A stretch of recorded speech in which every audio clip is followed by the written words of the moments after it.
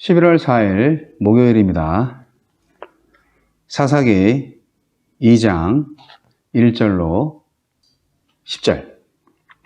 여호와의 사자가 길갈에서부터 복임으로 올라와 말하되 내가 너희를 애굽에서 올라오게 하여 내가 너희의 조상들에게 맹세한 땅으로 들어가게 하였으며 또 내가 이르기를 내가 너희와 함께한 언약을 영원히 어기지 아니하리니 너희는 이 땅의 주민과 언약을 맺지 말며 그들의 제단들을 헐라 하였거늘 너희가 내 목소리를 듣지 아니하였으니 어찌하여 그리하였느냐. 그러므로 내가 또 말하기를 내가 그들을 너희 앞에서 쫓아내지 아니하리니 그들이 너희 옆구리에 가시가 될 것이며 그들의 신들이 너희에게 올무가 되리라 하였노라. 여호와의 사자가 이스라엘 모든 자손에게 이 말씀을 이르매 백성이 소리를 높여 운지라. 그러므로 그것을 이름하여 복임이라 하고 그들이 거기서 여호와께 제사를 드렸더라. 전에 여호수아가 백성을 보내매 이스라엘 자손이 각기 그들의 기업으로 가서 땅을 차지하였고 백성이 여호수아가 사는 날 동안과 여호수아 뒤에 생존한 장로들 곧 여호와께서 이스라엘을 위하여 행하신 모든 큰 일을 본 자들이 사는 날 동안에 여호와를 섬겼더라. 여호와의 종 눈의 아들 여호수아가 110세에 죽음에 무리가 그의 기업의 경내 에브라임 산지 가하스산 북쪽 딥낫 헤레스에 장사하였고 그 세대의 사람도 다 그 조상들에게로 돌아갔고 그 후에 일어난 다른 세대는 여호와를 알지 못하며 여호와께서 이스라엘을 위하여 행하신 일도 알지 못하였더라. 하나님을 알지 못하는 세대. 여호수아가 죽은 후 이스라엘은 점차 불순종하기 시작하고 여호수아와 함께한 사람들이 모두 죽은 후에 등장한 새로운 세대는 하나님을 알지도 못합니다. 하나님은 어떤 분입니까? 언약을 신실히 지키시며 언약을 맺은 백성에게도 신실함을 요구하십니다. 하나님은 이스라엘의 조상들과 맺은 언약을 신실하게 지키셨는데 이스라엘 백성이 언약을 저버리자 안타까워하시며 한탄하셨습니다. 하나님의 신실한 사랑과 나를 위해 행하신 그거 놀라운 일들을 기억하며 신실한 백성으로 살아가고 있습니까? 하나님은 불순종한 자기 백성에게 어려움을 주십니다. 이스라엘 백성은 하나님과 맺은 언약을 어기고 가나안 주민과 언약을 맺었으며 하나님을 버리고 우상과 공존하는 것을 선택했습니다. 이에 하나님은 그들이 편의와 이익을 위해 남겨둔 것들이 오히려 그들을 힘들게 하는 가시와 올무가 될 것이라고 경고하셨습니다. 편하게 살려고 불순종하면 더 큰 어려움을 만납니다.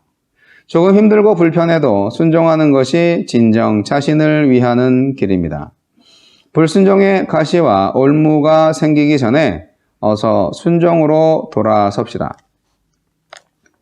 우리에게 주시는 교훈은 무엇입니까? 참된 회개는 감정적 차원에 머물지 않고 사고와 행동이 변화되는 데까지 이어져야 합니다. 여호와의 사자를 통해 하나님의 책망을 받은 이스라엘 백성은 자신들의 잘못을 뉘우치며 소리 높여 울고 제사를 드렸습니다.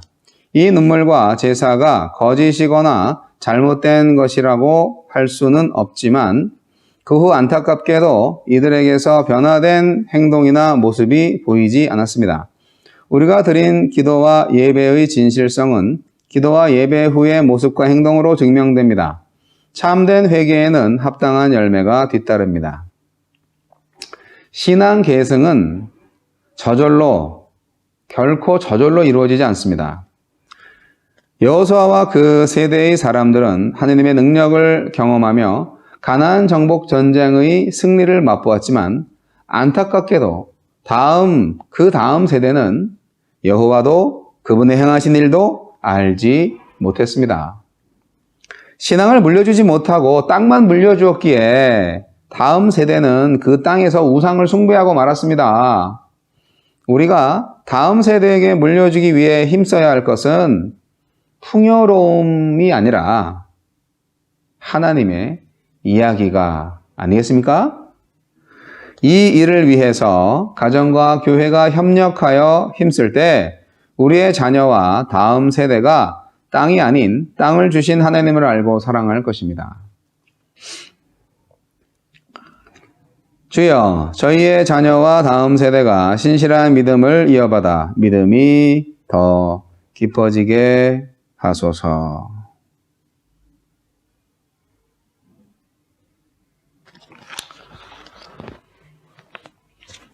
하나님을 알지 못하는 세대가 오늘날 우리 세대 아닌가요?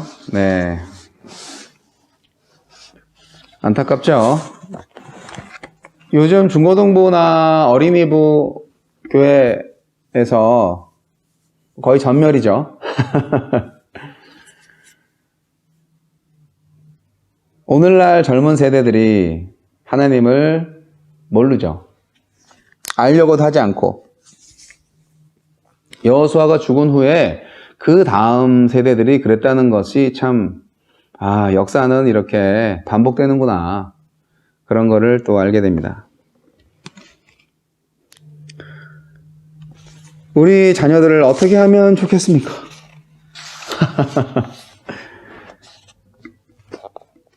출애굽이라는 것은 하나님과 이스라엘 백성 간의 새로운 계약이었습니다. 새로운 관계를 형성한 겁니다. 그 관계를 맺는 방식이 언약이었어요. 약속하는 거죠. 약속. 자녀들하고도 좀 약속을 해야 되는 그런 형식이 좀 필요하지 않을까요? 부모와 자녀가 약속한다는 것은 좀 이상한데 자녀들로 하여금 하나님과 약속을 하게끔 만들어야 되지 않을까라는 생각을 하는 거죠. 근데 하나님이 허락하신 약속들을 좀 하셔야 돼요. 하나님이 언약을 먼저 걸어오시거든요. 그 언약을 먼저 걸어오시는 것을 잘 듣고 잘 알아듣고 제대로 반응할 수 있도록 영적 분별력과 통찰력을 갖게 해줘야 되는 것입니다. 내 맘대로 언약 맺고 막 그러는 게 아니에요. 네.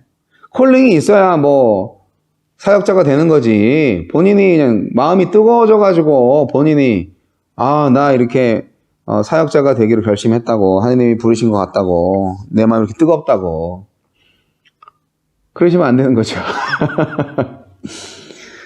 소명이 없이 목사가 된 사람들이 의외로 많은 것 같아요.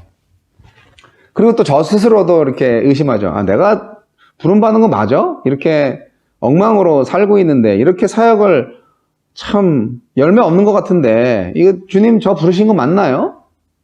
제가 감정이 아니었을까요? 그런 생각을 할 때도 있습니다.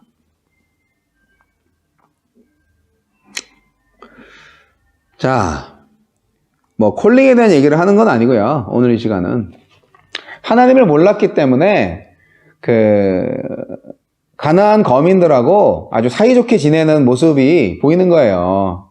이 여호수아 다음 세대들이 가나안 주민과 자의적으로 맺은 이스라엘 민족들의 생애는 어떻게 됐을까요? 그들의 생활은 어떻게 됐을까요? 하나님이 짜잔 나타나신 거예요. 나타나셔서 뭐라고 말씀하셨어요? 심판을 선포하시네요. 오메 이럴 수가. 우째 이런 일이. 아니 우째 이런 일이라니. 자기들이 잘못한 거 아니에요. 가나안 주민과 자의로 맺은 이스라엘 백성들한테 하나님의 심판이 선고가 되니까 이스라엘 백성들은 대성통곡을 합니다. 가나안 땅은 저절로 축복의 땅이 되지 않아요. 자동적으로 정복되는 땅, 완전한 땅이 되지 않아요. 가나안 땅은 그냥 안전한 곳이 되는 것이 아니에요. 값없이 주신 은혜지만 그 반응을 기대하는 은혜잖아요. 그 제대로 된 반응을 기대하신다고요, 하나님께서. 아니 그렇잖아요. 우리가 선물을 누구한테 주면 그 선물을 받고 감사합니다 하면서 그 선물이 가지고 있는 그 유용성을, 그 기능을 잘 활용해서 그 선물로 하여금 더 풍성하게 살기를 바라는 거잖아요. 우리가 어떤 상대방한테 선물을 주면. 그런데 그 선물을 받아서 감사는 하기는커녕 감사하는 척만 하고 그냥 어디 처박아 놓고 안 쓰고 있으면 그 준 사람이 좋아하겠습니까? 그런 거죠. 하나님의 말씀과 순종을 기뻐하지 않으면 언제든지 축복의 땅, 안식의 땅, 번영의 땅, 가나안은 바로 슬픔의 땅, 통곡의 땅, 절망의 땅이 됩니다. 가나안은 가능성의 땅이에요. 선택의 땅이에요. 여러분, 후회의 눈물을 흘리기 전에 지금 회개의 눈물을 흘리시고 이중적인 삶의 방식을 청산하시기 바랍니다. 우리가 너무 신앙생활 따로, 일상생활 따로 하고 있지 않나요? 그 생활은 우리 하나예요. 모든 삶이 신앙적인 삶이 되어야 하죠. 아니, 왜 이렇게 유체이탈을 하시고 기억상실에 걸렸는지 모르겠어요. 하나님이 저와 여러분을 구원하셨잖아요. 예수 십자가 보혈로 우리를 구원하셨잖아요. 그러면 그분의 기대만큼 하나님께만 감사와 찬양을 올리면서 하나님 말씀에 순종하며 잘 살아야지. 왜 옛날에 내가 종노릇했던 그 마귀한테 자꾸 또 실실실 웃으면서 기웃거리는 거예요, 도대체. 여호수아를 비롯해서 여호와께서 이스라엘을 위해서 행하신 출애굽과 그 광야의 모든 생활들, 가나안 입성의 역사를 기억하는 사람들이 다 죽었죠? 예. 그리고 나서 새로운 세대들이 그 역사를 모르니까 그 다음 세대가 여기가 왜 우리의 사는 곳이 됐는지, 여기까지 오기까지 우리가 자기들은 여기서 태어났으니까 모르지 어떻게 왔는지. 그러니까 이 자기들이 사는 땅이 이게 하나님의 뜻을 어떻게 이루어야 할 땅인지 아무것도 몰라요. 예. 정말 자격이 없는 사람들한테 허락하신 하나님의 은혜와 선물의 땅이라는 그 믿음의 선배들, 자기 조상들, 자기 아버지, 할아버지의 그 기억이 없으니까 그 땅에 대해서 감사하지도 않는 거죠. 자기들이 옛날에 노예였다는 걸 모르는 거죠. 그래서 하나님만을 섬겨야 할 이유가 사라진 완전히 뉴 제너레이션이 되고 말았다는 오늘의 슬픈 성경 이야기입니다. 이를 어찌하면 좋겠습니까? 여기가요, 그 다일 공동체 그 유빌라테라는 카페예요. 미국의 조지아주의 아틀란타에도 유빌라테라는 카페가 있어서 저는 아틀란타에서 유빌라테 카페를 먼저 만났는데 오늘 여기 처음 들어와 봅니다. 그런데 이 코로나 때문인지 여기 거의 1년 이상 쓰지 않은 아주 완전히 창고 같은 곳이 되어버리고 말았네요. 네, 코로나 좀 지나고 또 어떻게든 좀 정상화되면 이것도 또 북적북적 하겠죠. 하지만 예전 같지는 않을 것 같다는 생각이 들긴 합니다. 여하튼 이렇게 먼지구덩이 속에 들어와서 유빌라테 너무 반가워가지고 이곳에서 말씀을 보았습니다. 하나님께서 우리를 정말 사랑하시는데 왜 우리는 그 사랑을 자꾸 까먹을까요? 다시 사랑의 불꽃을 튀겨보세요. 다시 한번 하나님과 맨 처음 만났던 바로 그 순간을 기억해 보세요. 그리고 지금까지 하나님께서 나를, 우리 가정을, 우리 가족을, 우리 교회를 어떻게 이끌어 왔는지 한번 잘 생각해 보세요. 감사할 일밖에 없지 않습니까? 자, 다시 기억을 되살리셔서 오늘의 삶을 감사하시고 이제 앞으로 나아가야 합니다. go forward. 앞으로 나아가야 돼요. 여기서 머무를 수는 없어요. 우리는 계속 앞으로 나아가야 합니다. 우리가 정복해야 할 가나안 민족들이 아직도 남아 있어요. 내 안에 있는 죄악들 다 씻어내야 되고, 그리고 우리 주위에, 우리 사회에 많은 적폐들, 쌓여있는 아주 나쁜 죄악들, 그거 다 걷어내야 합니다.